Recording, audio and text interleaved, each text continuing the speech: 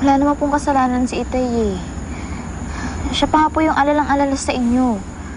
Hindi siya tumigil hanggat hindi niya kayo nakikita. Isa pa, kung ayaw niya makita tayo, hindi niya ako sasama dito.